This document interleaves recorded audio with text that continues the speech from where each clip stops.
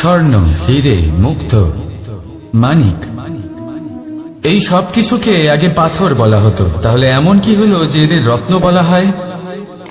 আর রত্ন তা বাস্তবে আসলে কি? এটা হলো সেই পাথর যাকে আগে আগুনের তাপ সহ্য করতে হয়েছে, পরখ করা হয়েছে, যাচাই করা হয়েছে, এদের কাটার চেষ্টা করা হয়েছে, কিন্তু তারা কখনোই নষ্ট হয়নি, বরং তারা আরো উদ্ভাসিত হয়েছে, আরো উজ্জ্বল হয়েছে, এই সংসারে আরো প্রকাশ ছড়িয়ে দিয়েছে। সেই জন্য এরা হলো এত অমূল্য, সেই জন্য এরা হলো বহুমূল্য, সেই জন্য এদের রত্ন বলা হয়। এবার মানুষের কাছেও এই নির্বাচনের অধিকার রয়েছে যে আমরা শুধু পাথর হয়ে থাকব নাকি রত্ন হয়ে থাকব। কিভাবে? আমাদের জীবনেও অনেক সমস্যা রয়েছে, বাধা আছে, বিপত্তি আছে। আমরা সেই বাধার তাপে উত্তপ্ত হই, এই সমস্যা আমাদের কাটার চেষ্টা করে। অনেক মানুষ বিভিন্ন পরিস্থিতি আমাদের ভাঙার চেষ্টা করে, কিন্তু আমাদের নষ্ট হলে চলবে না। যেভাবে এই রত্ন সমস্যার সম্মুখীন হয়ে পাথর থেকে রত্ন হয়েছে, সেইভাবেই আমাদেরও আমাদের সমস্যার সম্মুখীন হয়ে রত্ন হয়ে উঠতে হবে, এই সংসারে প্রকাশের স্রোত হয়ে উঠতে হবে। তাহলে এটাই করুন আর আমার সাথে ভালোবেসে বলুন, রাধা রাধা। এবার অনেক সময় মানুষের মনে এরকম প্রশ্ন আসে যে এই সংসারে সব থেকে বড় বিপদ কি? কেউ বলে ধর্ম সংকট, আবার কেউ বলে প্রাণের উপর আসা সংকট। প্রত্যেক মানুষের জীবনে বিভিন্ন সংকট আসে, আর এই সমস্ত সংকট অত্যন্ত বিচিত্র হতে পারে। এই সমস্ত সংসার হলো সংকট দ্বারা পরিপূর্ণ।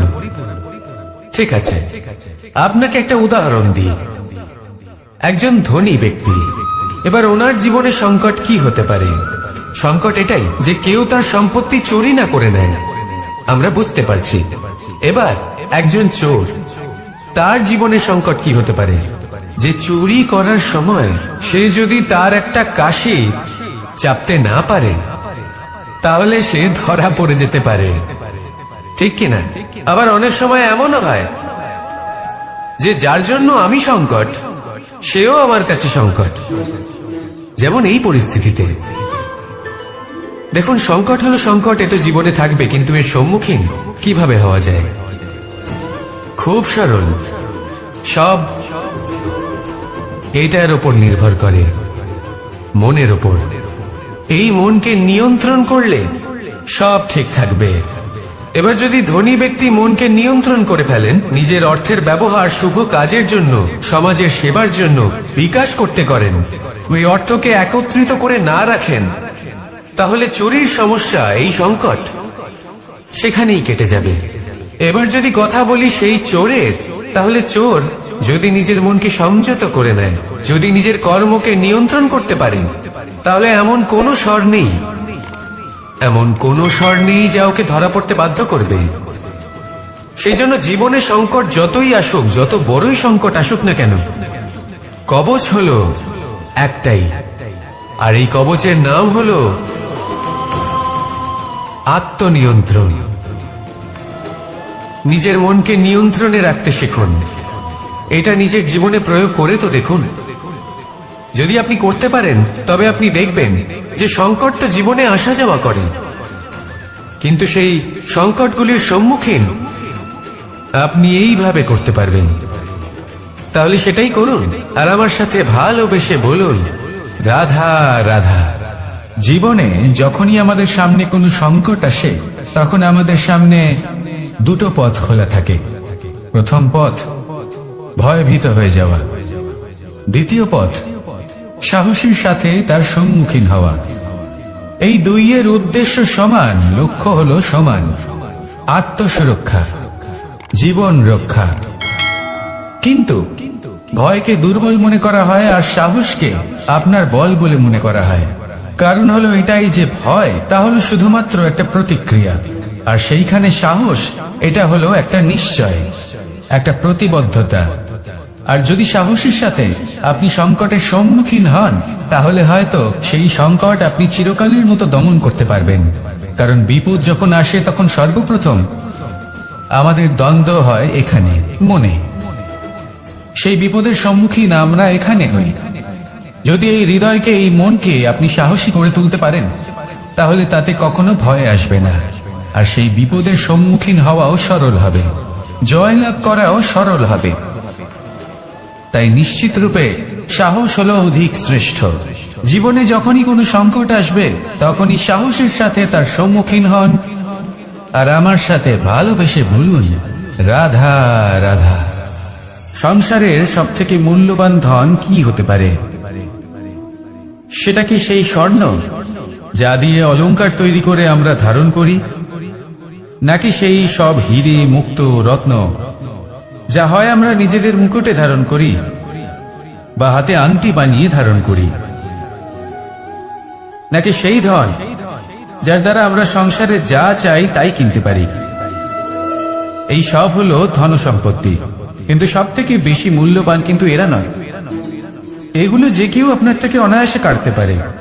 কোনো চোর চুরি করে নিতে পারে, কোনো ডাকাত এসে লুট করে নিতে পারে। সংসারের সব থেকে মূল্যবান ধন হলো সেটাই যাকে আমরা জ্ঞান বলে থাকি, যা আপনার থেকে কেউ কেড়ে নিতে পারবে না। কোনো ডাকাত লুট করে নিতে পারবে না, কোনো চোর চুরি করতে পারবে না, কোনো রাজা কর রূপে আপনার থেকে কেড়ে নিতে পারবে না। এগুলো আপনার সাথেই থাকবে। কিন্তু একটা কাজ আছে যা আপনি করতে পারেন। এই জ্ঞান রূপী ধন আপনি ছড়িয়ে দিতে পারেন। এই জ্ঞানই হলো এমন একমাত্র ধন যা ভাগ করে নিলে আরো বেড়ে যায়। সেই জন্য জীবনে সব সময় মনে রাখবেন, জ্ঞান লাভ করার বিষয়ে বেশি একাগ্র হন, ধন লাভ করার দিকে নয়। আমাদের মন প্রসন্ন চিত্ত হয়ে বলবে, রাধা রাধা। বৃক্ষের বীজ একটা সর্ষের দানার থেকেও ছোট হয়, কিন্তু যখন এটা বড় হয় তখন একটা বট গাছের মতো বৃহৎ আর মহান হয়ে ওঠে। গঙ্গা নদী, এর প্রারম্ভ হয় একটা ছোট্ট আর সরু স্রোত দিয়ে, তারপর সেটা বড় ধারায় বদলে যায়, তারপর সেটা নদীতে বদলে যায়, আর তারপর মহানদীতে পরিবর্তিত হয়। আপনি কি বুঝতে পারছেন যা আমি আপনাকে বোঝানোর চেষ্টা করে চলেছি? আমি আপনাকে বোঝাতে চাইছি যে প্রারম্ভ করার জন্য মহান হওয়ার কোনো প্রয়োজন নেই, কিন্তু হ্যাঁ, মহান হওয়ার জন্য প্রারম্ভ করা অত্যন্ত প্রয়োজনীয়। তাই শুরু করুন। আপনার ক্ষুদ্র এই প্রারম্ভ আপনার জন্য বৃহৎ হয়ে উঠতে পারে। শুরু করেই দেখুন না, আপনার গন্তব্য আপনার জন্য অপেক্ষা করে আছে। রাধা রাধা। পুষ্প দেখতে পাচ্ছেন আপনি? কি সুন্দর এই পুষ্প। সবাই চায় এরকম কোনো এক পুষ্প সে নিজের করে নেবে, নিজের কাছে রাখবে। এবার ভাবুন, এই পুষ্প যে সম্মান পায় তা কিসের জন্য পায়? শুধু কি তাকে সুন্দর দেখতে বলে? আসুন আপনাকে একটা কথা বোঝাই। এই ফুল যখন গাছে থাকে তখন এই রূপ আমাদের আকর্ষণ করে। এই ফুল দিয়ে যদি আপনি মালা বানান, কোনো মূর্তিতে দেন, তাহলে তা সম্মানের নিদর্শন হয়। এবার এই ফুলই যদি আপনি বিছানাতে ছড়িয়ে দেন, তাহলে সেই দৃশ্য দেখে সেই সুবাসে আপনার মন পুলকিত হয়ে ওঠে। কিন্তু ভাবুন, এই পুষ্পই যদি আপনি চিতায় সাজান, তাহলে এই পুষ্পকে আর কেউ সম্মান করে না। একই রকম কথা, সেই একই পুষ্প এক পরিস্থিতিতে সম্মান পাচ্ছে, এক পরিস্থিতিতে নয়। কেন? কারণ এতেই লুকিয়ে রয়েছে একটা গুরুত্বপূর্ণ শিক্ষা। এর সারমর্ম হলো এটাই যে এই সম্মান ব্যক্তি বা বস্তুকে করা হয় না, সম্মান করা হয় সময় এবং পরিস্থিতিকে। এবার এই যে সময়, তা কখনোই আমাদের বশে থাকে না, আমাদের বশে থাকে পরিস্থিতি। আমাদের পরিস্থিতি কেমন হবে তার সিদ্ধান্ত স্বয়ং আমরাই নিই, আর যেরকম আমাদের পরিস্থিতি হবে সেরকমই আমাদের সম্মান করা হবে। তাহলে আসুন আমার সাথে ভালোবেসে বলুন, রাধা রাধা।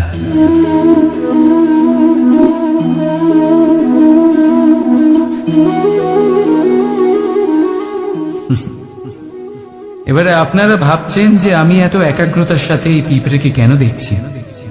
আপনাকে বলি যে আজ এই পিঁপড়েকে দেখে আমি মন্ত্রমুগ্ধ হয়ে গেছি।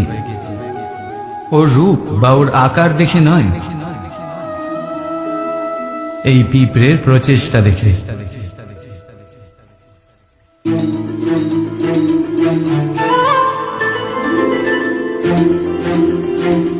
আপনি জানেন, অজস্র পরিশ্রমের পরেই পিঁপড়ে তার নিজের একটা ছোট বাড়ি বানাতে পারে, যা অন্য প্রাণীদের জন্য অত্যন্ত সহজ ব্যাপার।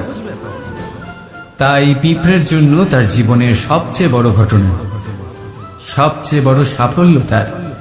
ভবিষ্যতে এই পিঁপড়ে থাকুক বা না থাকুক, তাদের বানানো বাড়ি বহু বছর অবধি টিকে থাকে। জীবনে সাফল্যের সাথেও ঠিক এমনটাই ঘটে। আপনি একদিনে সাফল্য লাভ করতে পারবেন না, কিন্তু যদি আপনি প্রতিদিন চেষ্টা করতে থাকেন, তবে একদিন আপনি অবশ্যই সাফল্য লাভ করবেন। মনে রাখবেন, ভাগ্যের দ্বার তাদের জন্য উন্মুক্ত হয় না যারা হার মেনে নেয়। ভাগ্য তার দ্বার তাদের জন্যই খোলে যারা বসে না থেকে প্রয়াস করে সেই দরজার কড়া নাড়াতে। তাই প্রয়াস করতে থাকুন, সাফল্য অবশ্যই একদিন না একদিন আপনার কাছে আসবেই। রাধা রাধা। এই তালাটা দেখতে পাচ্ছেন আপনি? এই তালাকে ভেঙেও খুলে দেওয়া যায়, আবার ভালোবেসেও খুলে দেওয়া যায়।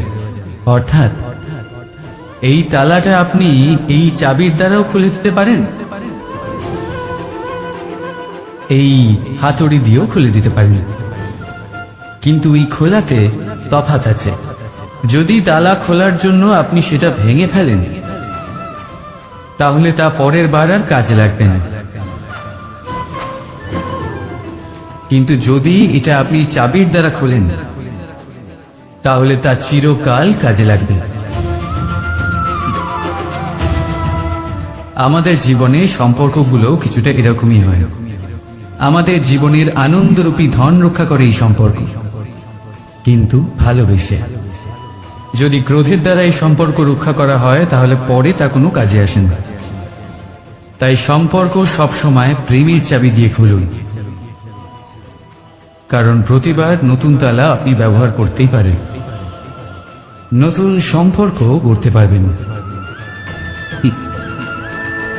রাধা রাধা। জি, আমাদের মা বাবা আমাদের পালন করেন, তারপর তাদের অর্থ দিয়ে আমাদের বাল্যকাল কাটে। আমরা আরো বড় হই, বিবাহ বন্ধনে আবদ্ধ হই, আমাদেরও সন্তান হয়। আমরা তাদের পালন করি, তারপর আমরা বৃদ্ধ হই, আর একদিন এই সংসার ছেড়ে আমরা সকলে চলে যাই। এটাই কি জীবন? আপনার মনে এই প্রশ্ন হয়তো অনেকবার জেগেছে, তাই না?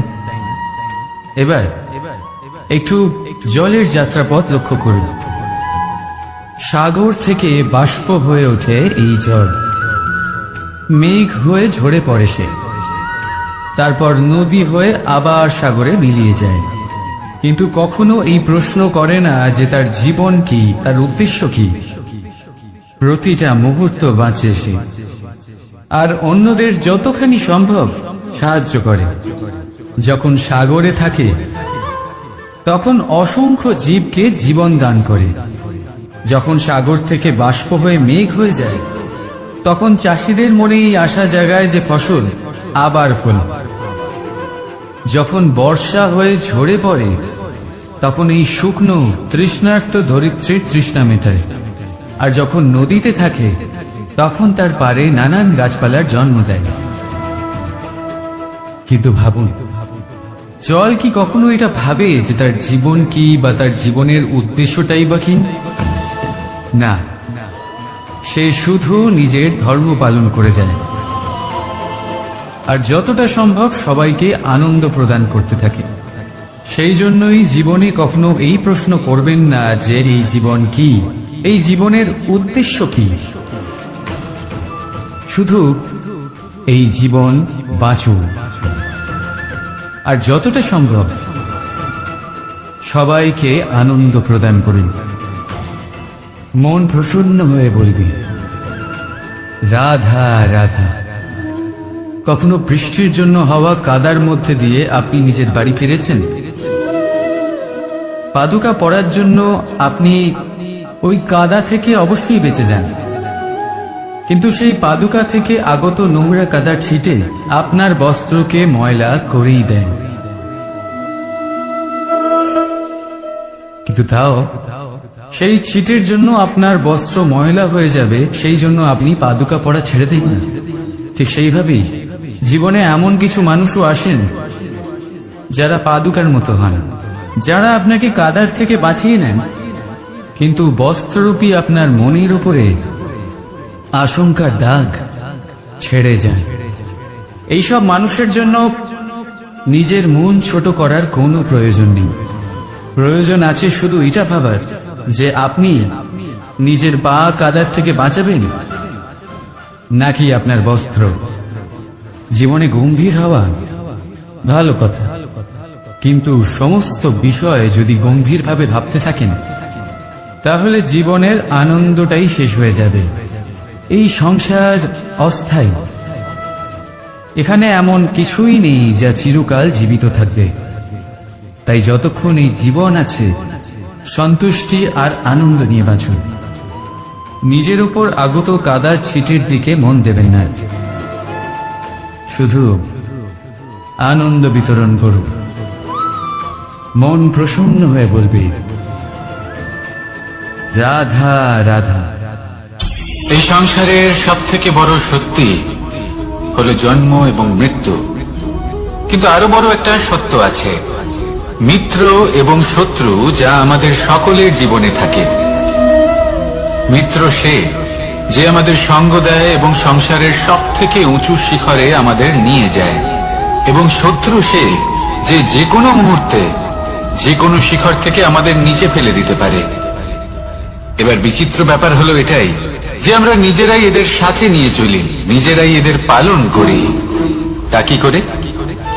প্রথমে বুঝুন এই মিত্র এবং শত্রু কারা। আপনার নিজের মন, আর কেউ নয়। এই মনই হলো মিত্র যখন তাতে ভারসাম্য বজায় থাকে, তা নিয়ন্ত্রিত থাকে, তা পবিত্র হয়। কিন্তু যদি এই মন অনিয়ন্ত্রিত হয়ে পড়ে, যদি আপনাকে সে নিয়ন্ত্রণ করতে শুরু করে, তখন সেই আপনার সব থেকে বড় শত্রু হয়।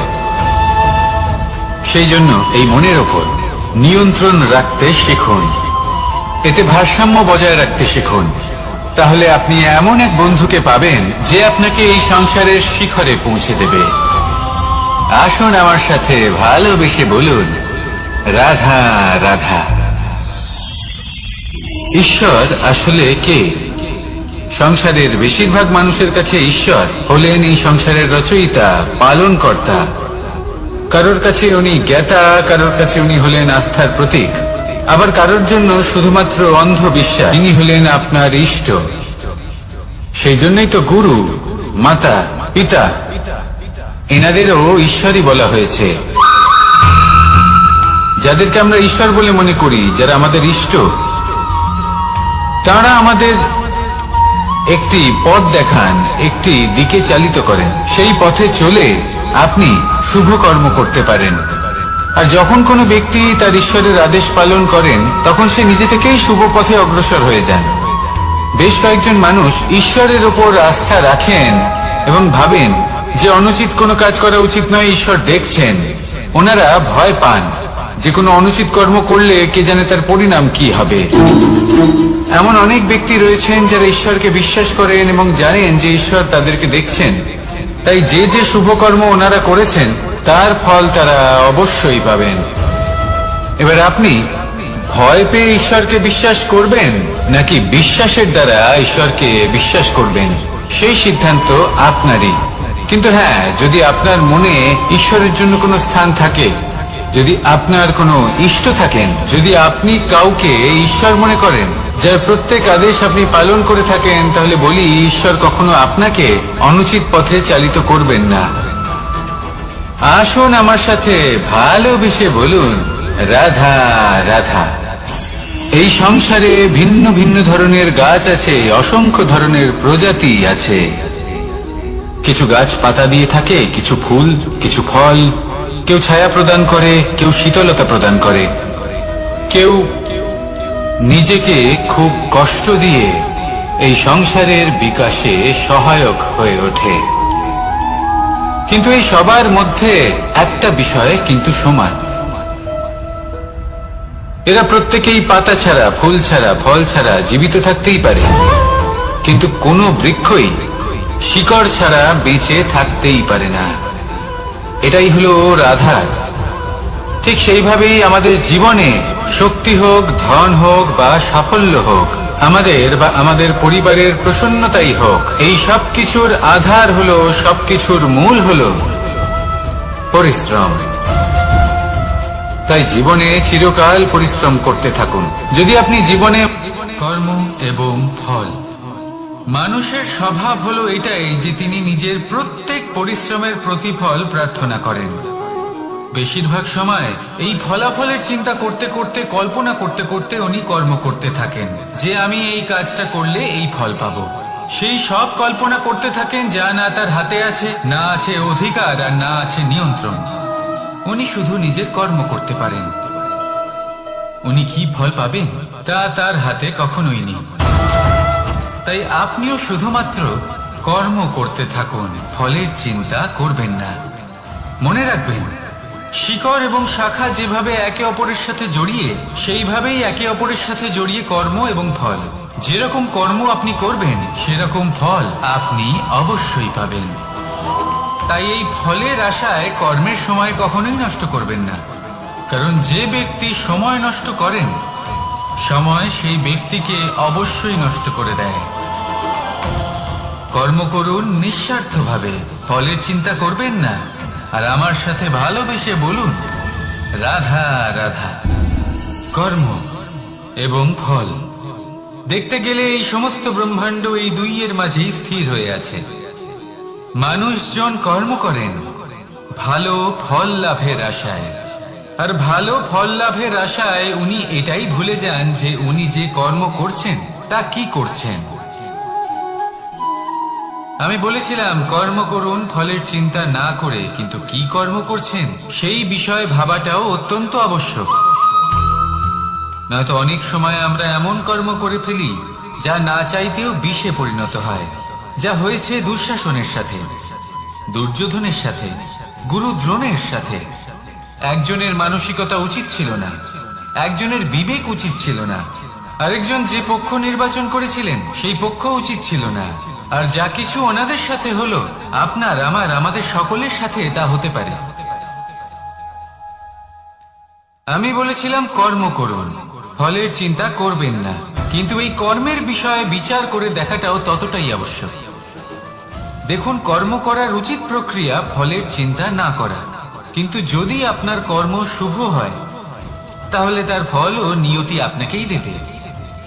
সর্বদা কর্ম করার সময় এটা ভাবুন যে আপনার এই কর্ম এই সংসারকে, এই সমাজকে, আপনার পরিবারকে, আপনার আশেপাশের মানুষজনকে কোন দিশায় নিয়ে যাবে।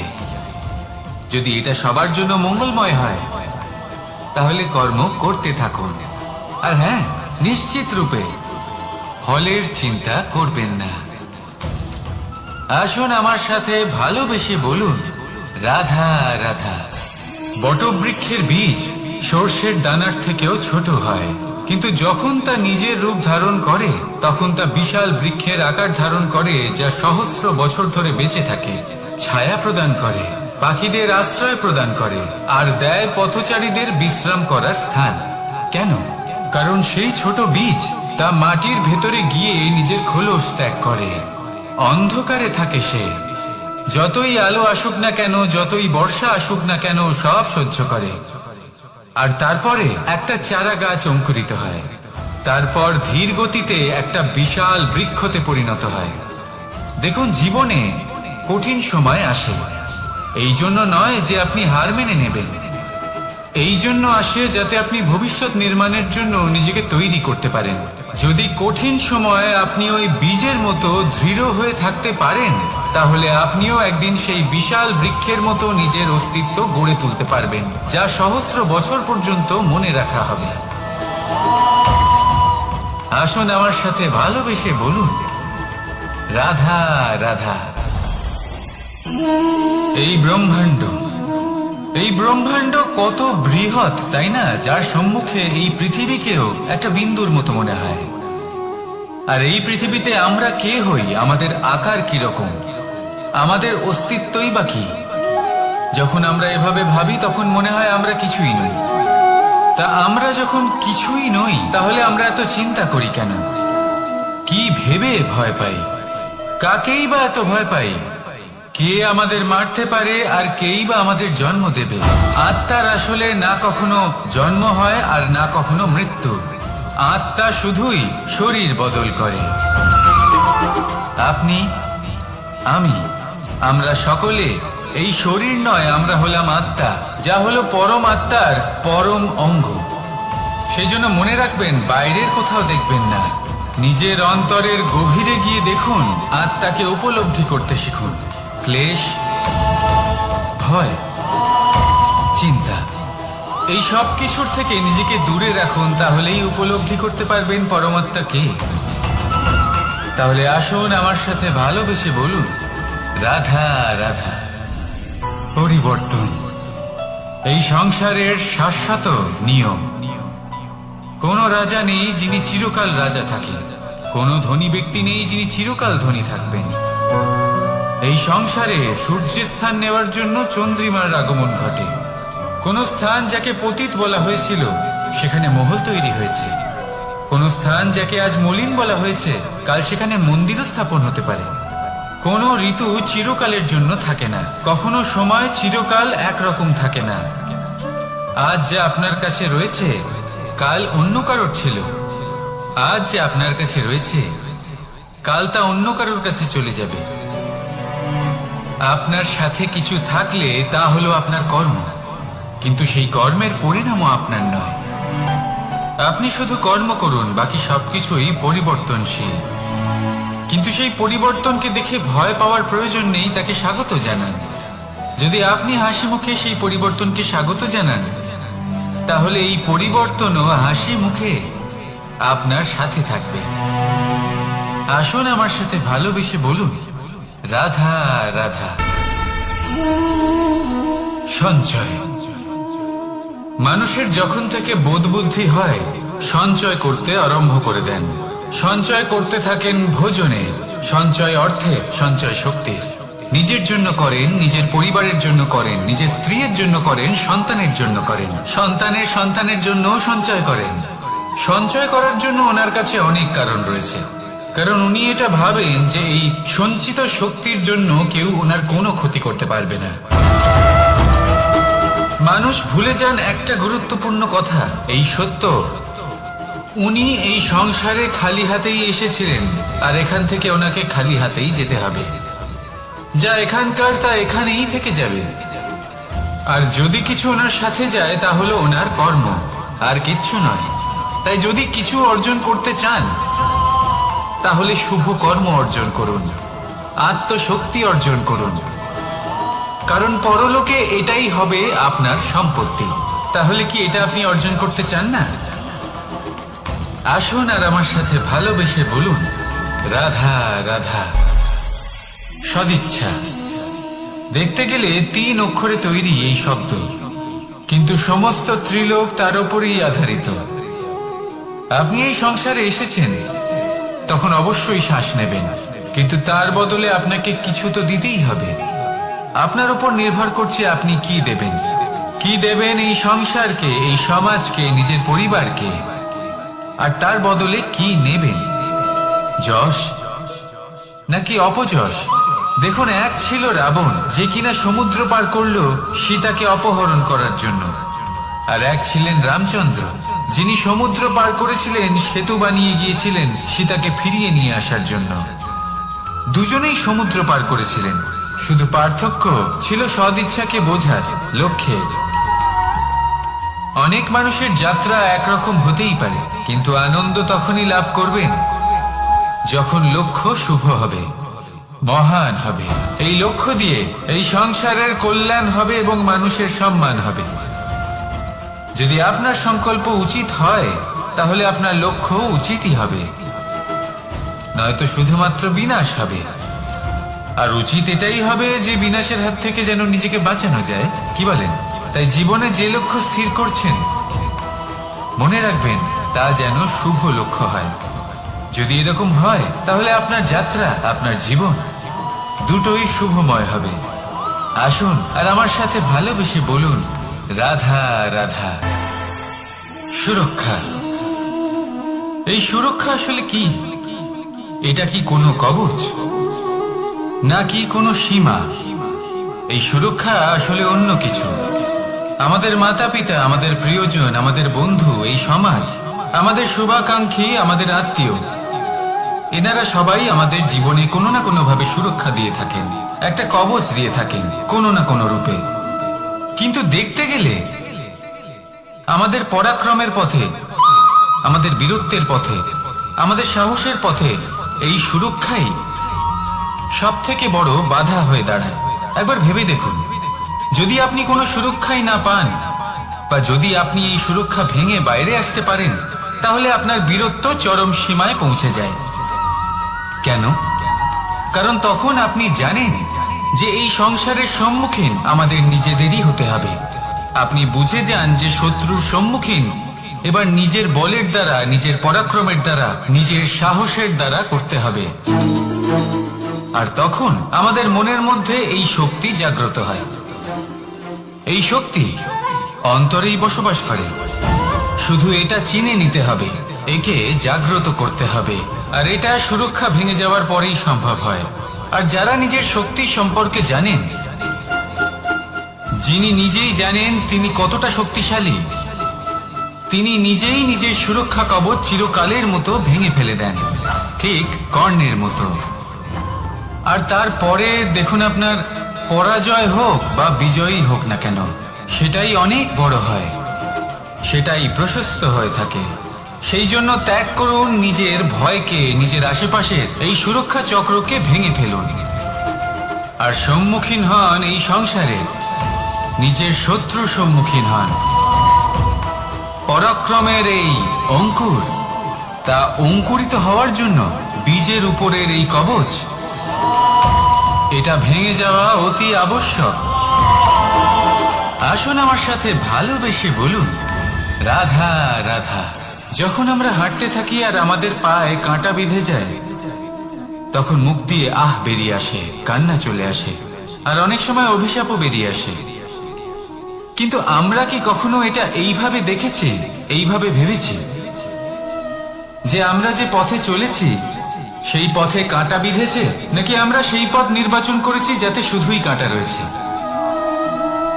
নাকি আমরা এভাবে ভেবে দেখেছি যে এই কাঁটা আমাদের কষ্ট দিতে এসেছে, নাকি এটা আমরাই বিছিয়ে রেখেছিলাম? সাবধান থাকা উচিত ছিল, কারণ কাঁটা বিঁধলে যন্ত্রণা হবে, চিৎকার করে ফেলতে পারি, মুখ থেকে অভিশাপও বেরিয়ে আসতে পারে। কিন্তু এই অভিশাপ শুধুমাত্র আমাদের তরফ থেকে অভিশাপ হয়, সামনের ব্যক্তিটির উপরও নির্ভর করে। এবার সেই ব্যক্তি যদি এমন হয় যে ফুল আর কাঁটা এই দুই সমানভাবে গ্রহণ করতে পারে, তার কাছে অভিশাপও বরদানে পরিণত হয়। শেষ পর্যন্ত ব্যাপারটা দাঁড়ায় ভাবনা, চিন্তা, দৃষ্টিভঙ্গির উপর। কারণ আপনার এই ভাবনাই সত্যি হয়ে সামনে আসে। সেই জন্য এই ভাবনা, চিন্তা, মানসিকতাকে গুরুত্ব সহকারে দেখবেন। এই বিবেচনা নিয়ে বিবেচনা করতে শিখুন। আমার কথার অর্থ হলো যে জীবনে যখন এরকম কিছু একটা ঘটবে, তখন ভেবে দেখুন যে এরকম কেন হলো। আপনি কি এমন কোনো কর্ম করেছিলেন যার কর্মফল এটা? এমন কোনো কাজ যা অনুচিত ছিল, অসত্য ছিল, যা অভদ্রতার কারণ ছিল? ভেবে দেখা প্রয়োজন।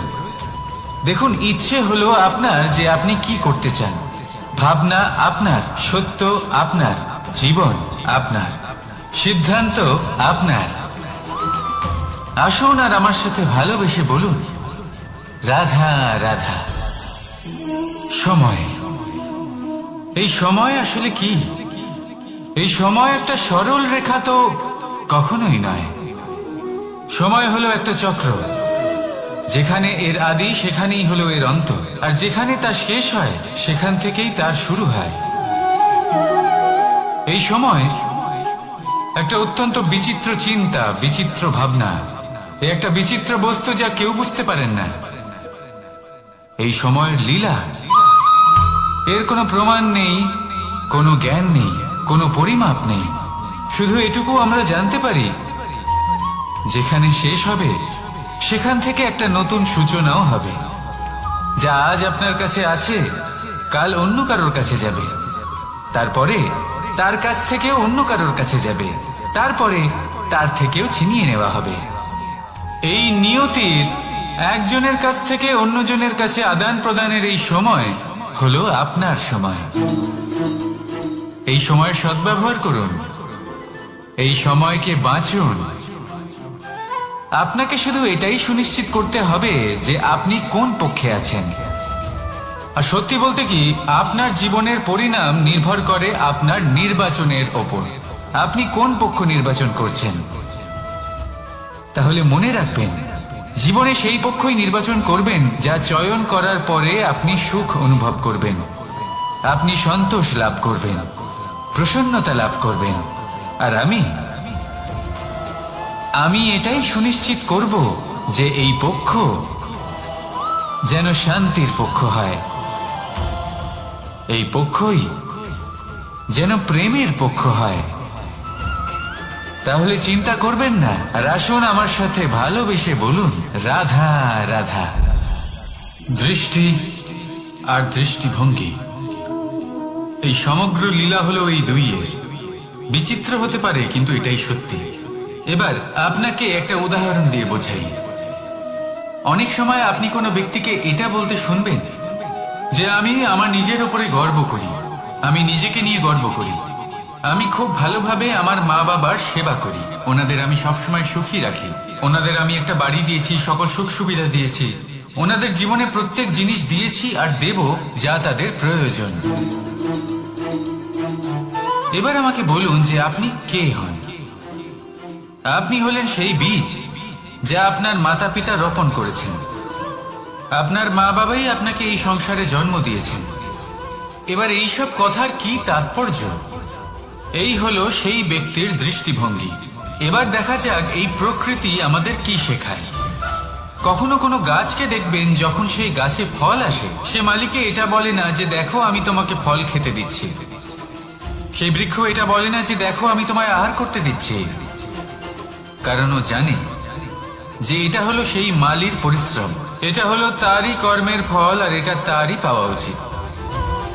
সে বলে যে তোমার জিনিস তোমাকেই অর্পণ করলাম, এ আমার জিনিস নয়। ও জানে সেই মালির গুরুত্ব আসলে কি। এটা হলো তার দৃষ্টিভঙ্গি। সেই জন্য আপনি জীবনে কোন ব্যক্তির মধ্যে, কোন পশু পাখির মধ্যে, কোন প্রাণীর মধ্যে, কোন পরিস্থিতিতে, কোন আবেগের মুহূর্তে কি দেখতে পাচ্ছেন, সেটা আপনার দৃষ্টিভঙ্গির উপরে নির্ভর করছে।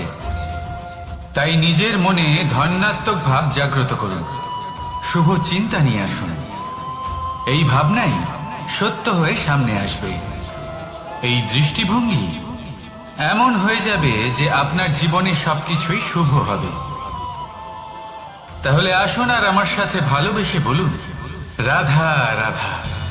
প্রতিশোধ অথবা কাউকে দুঃখ দেওয়ার ভাবনা, যদি এটা আপনার মনে থাকে, তাহলে আপনি নিজের মনেই যন্ত্রণার একটা বিশাল বৃক্ষ রোপণ করছেন, এটা মনে রাখবেন।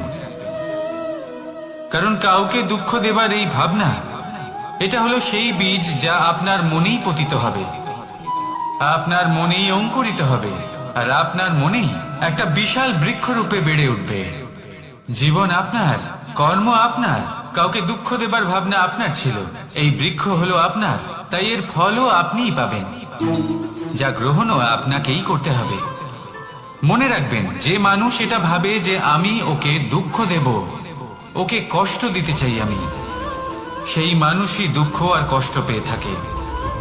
যদি সেই জায়গায় আপনি এটা ভাবেন যে আমি কাউকে সুখী করে তুলতে চাই, কাউকে সুখ প্রদান করতে চাই, তাহলে তারও বীজ আপনার মনেই রোপণ হবে, বৃক্ষে পরিণত হবে, যার ফলও আপনিই পাবেন।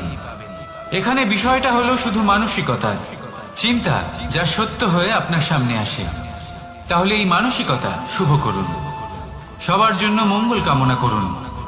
অন্যের মনে আপনার জন্য ভালো চিন্তা থাকুক বা না থাকুক, আপনি সবার জন্য শুভ চিন্তা করে কর্ম করতে থাকুন, তাহলে আপনার সাথেও ভালোই হবে।